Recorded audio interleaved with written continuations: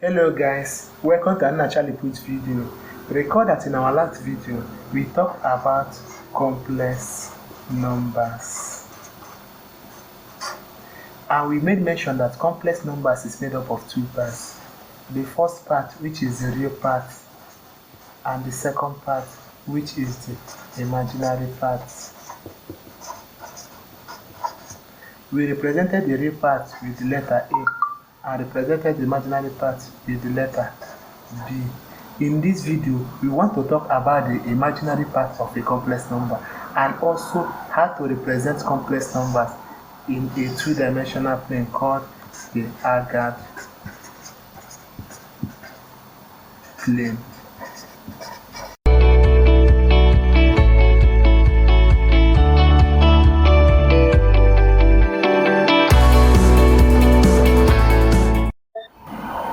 Recall that for all complex numbers, I is equal to the square root of negative 1.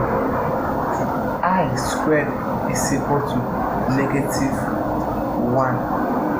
I raised to the power 3 is equal to negative I.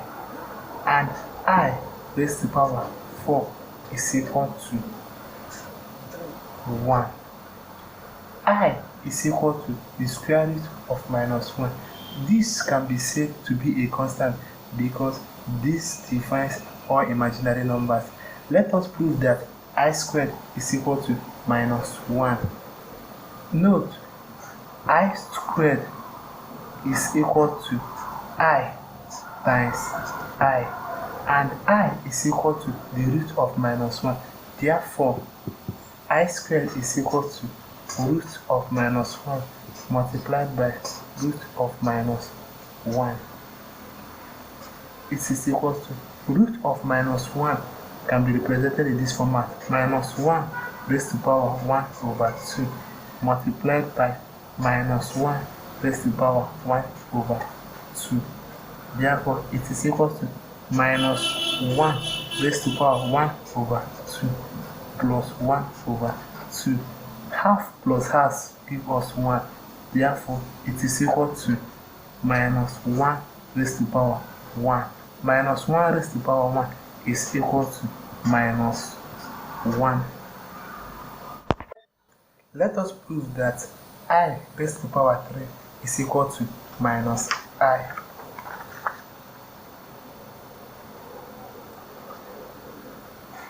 I raised to the power 3 can be I raised to the power 2 multiplied by I. Recall that I raised to the power 2 is equal to minus 1 multiplied by I. Therefore, minus 1 multiplied by I gives us minus I. Therefore, I raised to the power 3 is equal to minus I. Let us prove that I raised to the power 4 is equal to 1. I raised to the power 4 is equal to I raised to the power 2 multiplied by I raised to the power 2. I raised to the power 2 is equal to minus 1 multiplied by minus 1. Minus 1 multiplied by minus 1 gives us 1. Therefore, I raised to the power 4 gives us 1. These are the basics of imaginary numbers. So, I is equal to the root of minus 1. I squared is equal to minus 1. I raised to the power 3 is equal to I. And I raised to the power 4 is equal to 1. Know these four values because we'll be using them for further calculations. Let's take some examples here. Simplify the following. I raised to the power 5. I raised to the power 5 can be separated in this format: I raised to the power 4 multiplied by I. Recall that I raised to the power 4 I raised to the power 4 is equal to 1. So I raised to the power 4 is equal to 1 multiplied by I. I is equal to the root of minus 1. The root of minus 1. So 1 multiplied by the root of minus 1 is equal to root of minus 1. Let's do I raised to the power minus 6. I raised to the power minus 6 can be separated in this format. I raised to the power 4 multiplied by I raised to the power 2. I raised to the power 4, as you still know, is equal to 1. So I raised to the power 4 is equal to 1 multiplied by I raised to the power 2 is equal to minus 1. So 1 multiplied by minus 2 is equal to minus 1. So I raised to the power 6 is equal to minus 1. I raised to the power 7 is equal to I raised to the power 4 multiplied by I raised to the power 3. Recall that I raised to the power 4 is equal to 1 multiplied by I raised to the power 3 is equal to minus I. So 1 multiplied by minus I gives us minus I. And I raised to the power 8 can be separated in this format. I raised to the power 4 multiplied by I raised to the power 4. I raised to the power 4 is equal to 1 multiplied by I raised to the power 4 is equal to 1. Therefore, I raised to the power 8 is equal to 1. This is all we have been trying to say. Notice that I is equal to root of minus 1. I squared is equal to minus 1. I raised to the power 3 is equal to minus I. And I raised to the power 4 is equal to 1. From the calculations we did, we got I raised to the power 5 to be equal to root minus 1. I raised to the power 6 is equal to minus 1. I raised to the power 7 is equal to minus I. I raised to the power 7 is equal to minus I. And I raised to the power 8 is equal to 1. This sequence continues like this. I raised to the power 9. I raised to the power 10. I raised to the power 11. I raised to the power 12, and so on. So I is equal to I raised to the power 5 is equal to I raised to the power 9, and so on. I raised to the power 2 is equal to I raised to the power 6 is equal to I raised to the power 10, and so on. The same with I raised to the power 3 is equal to I raised to the power 7 is equal to I raised to the power 11. This is the way the sequence goes. And look at the importance of this. Simplify the following. I raised to the power 15. Look at the way we do this.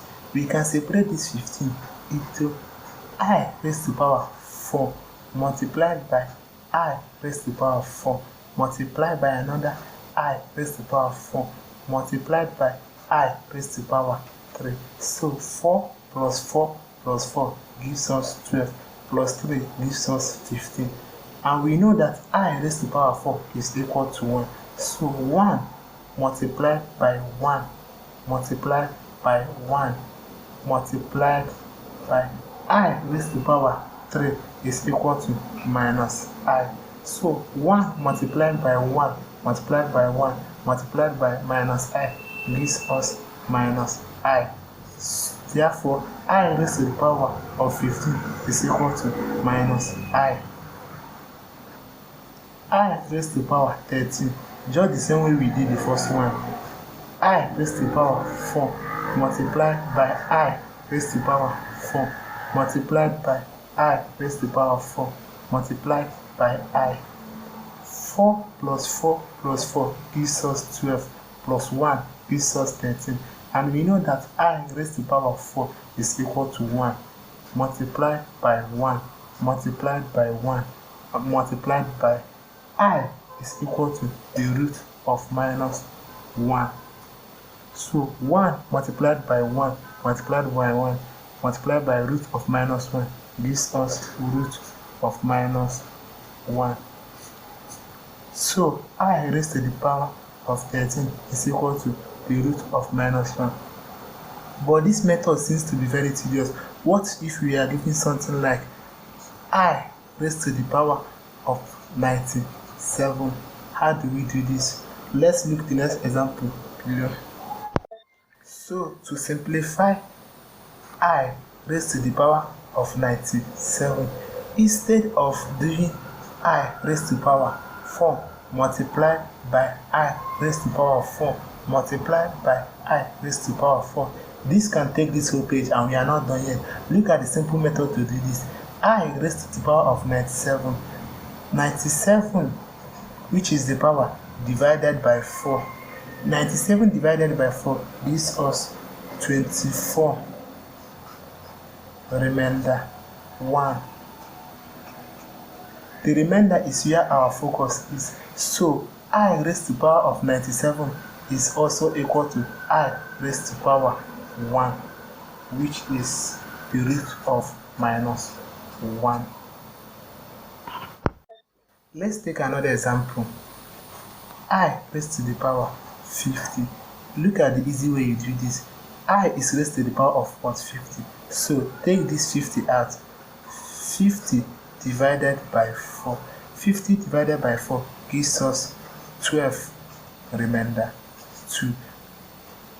What we need is this remainder 2. Therefore, I raised to the power of 50 is equal to I raised to the power 2. And we already know that I raised to the power 2 is equal to minus 1. Let's take one more example.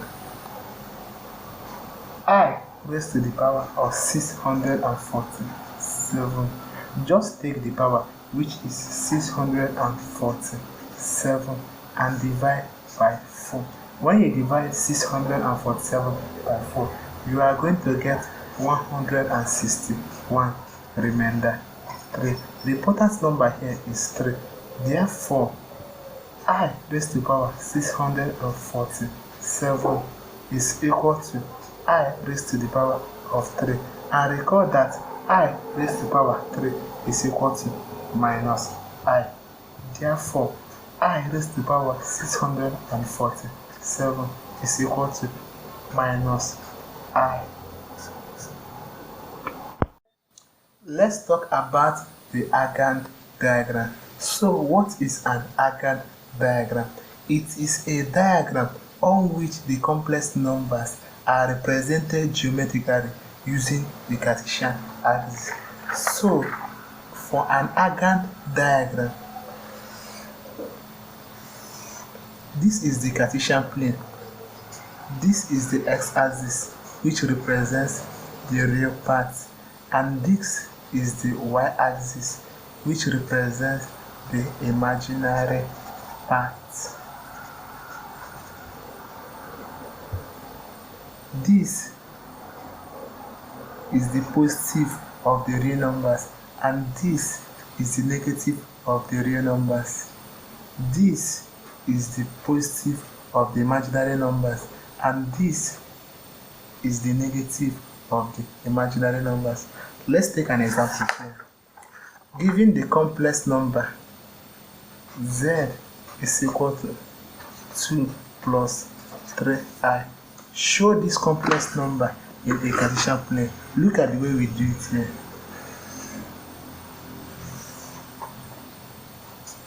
The real part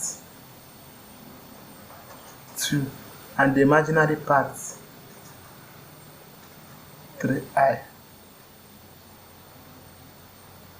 So at this point is z, which is 2 plus 3i. So this complex number is shown on the Cartesian plane at this point 2 plus 3i. Okay guys, hope the video was useful. Comment what we love to see in the next video. Please subscribe to my channel. See you in the next video.